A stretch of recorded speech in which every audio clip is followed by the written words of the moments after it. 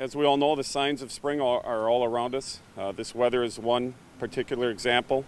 In fact, on St. Patrick's Day, which falls tomorrow and happens to coincide with the first round of the NC2A basketball tournament, we tend to have very good weather in recent years. A couple years ago it was in the 70s. Tomorrow they're expecting 60. We'll cross our fingers for a lack of rain. But in addition to that, what you see around you are things like the sun shining, the MPD motorcycles out on the road. Today is their first day, in fact. You'll see more of them next week when all of the winter snow thaws out and doesn't freeze over anymore. St. Patrick, as many of you know, is one of the most recognized of patron saints in the country of Ireland. And his sainthood in Ireland has really turned into quite a secular holiday in many countries. The United States is one of the main ones. And as part of that, there'll be lots of celebrations, lots of festivities going on tomorrow, not only in the area we're at here downtown near North Water Street, but also in other areas of the city and of the state.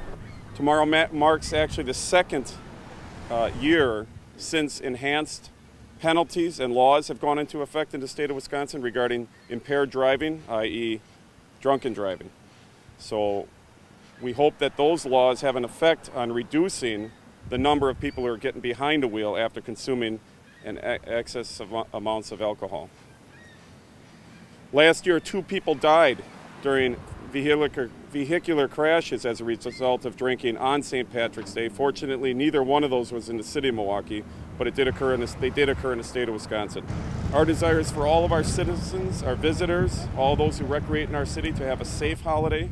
We're going to help them with that in the form of enhanced police enforcements, in the way of safety belt usage enforcement, and in the way of impaired driving enforcement, drunken driving enforcement.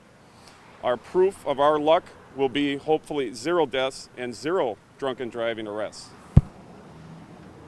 To that end, once again this year we're intensifying our efforts. We'll have in the neighborhood of 25 additional Milwaukee Police Department motorcycle unit officers on patrol beginning around 8 a.m. tomorrow and continuing through bar close the following day, which is about 2:30 in the morning. Now, not all of these officers are on overtime. In fact, most of them will be on regular duty hours in enhancing the 2 things I spoke about earlier. There will be some that will be working on overtime on a grant-related $50,000 grant from the state of Wisconsin. It's pretty much a yearly thing, and we, along with other surrounding jurisdictions, apply it towards this specific enforcement on this particular day. We're going to place special emphasis, and when I say we, I mean the Milwaukee Police Department, on 3 areas of our city. The area we're in now, North Water Street, up and down North Water Street, between St. Paul and north of Juneau, West Bluemount Avenue, pretty much west of 50th Street in that area, and then also on the 2 campus areas of UWM and Marquette. And the reason for that third one is because both of them are in the NCAA tournament, and March Madness, the fever of it all, is in the air, so we expect some revelers to be partaking in both festivities tomorrow. What we want to ask our public and our visitors to do is to make sure that when they are recreating down here in our city, that they be aware whether or not they're being overserved, and if they're designated as a driver, they have to cut that out. Use taxis, use the Milwaukee County Transit System. Once again this year, and I believe it's the 24th year in a row, Miller Coors is offering free rides on St. Patty's Day. Don't make me sing it. And that'll begin at 6 at night.